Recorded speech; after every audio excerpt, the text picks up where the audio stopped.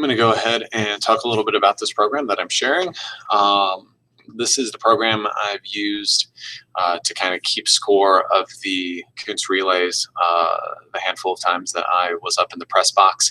Typically, the way it would work is somebody with a clipboard at the finish line would be recording all the times and the places, and then they would send that piece of paper up to the press box where then the results would be read.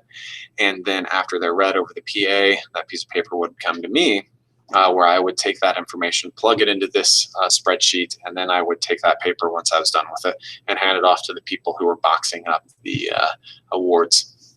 So when I had the paper and I was plugging in that information to this sheet, this is what it would look like. All these events are in order, so as long as the papers are coming up as you'd expect them to, it's pretty straightforward. You get that paper, it should be the next event, starting with the 4x16, and you just plug in the team that wins, and then you put in their result, their time, and that's all you do on this sheet. It's pretty straightforward. Let's say hypothetically we have something like this: Koontz, North Martinsville, the North Davies. I'd put their times here, and then I'm done with that event. I go on to the next tab. So I'm on the results tab right now. So the next tab is the team tab. So this is how you keep your running total. It has the teams across the top and the events off to the side here. You just plug in what their score is for that event. Since we're scoring 5-3-0, that's going to be pretty straightforward for today. And this hypothetical event here with Columbus North and then Martinsville, having 5 and then 3, it's pretty easy to come over here. Just type in 5, type in 3, and that event is done. The results are recorded, the team score is recorded, and that's going to give us a running total as we go. All right, so that's the part of the sheet that does the math for you. Otherwise, you're plugging stuff in yourself and kind of transferring things from one sheet to the other. We never made it more sophisticated because we only use it once a year. This is pretty straightforward. To give you a little more context here, if you need it, here's what it looked like from 2016, with the teams listed and their times and their points. We were doing things a little bit differently then.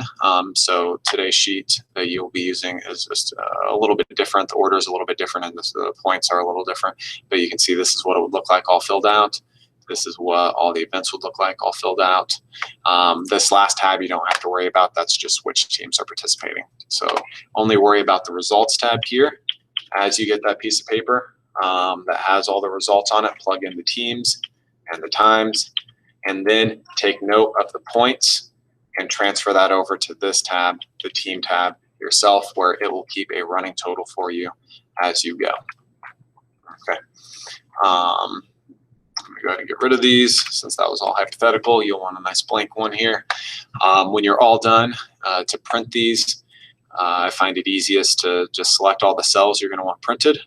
Select all your results here. Click your print icon, and then you can mess with the margins or whatever as needed, and then you can either print a PDF if you want to email a copy to the participating teams, or if you have a printer there, you can just print them right then. And you can do that with both tabs here. It should be pretty straightforward. If you need anything else, you can let me know. I'll be sending this as an email, and you can reply to that. I think my phone number will be on there too if you need it. Good luck.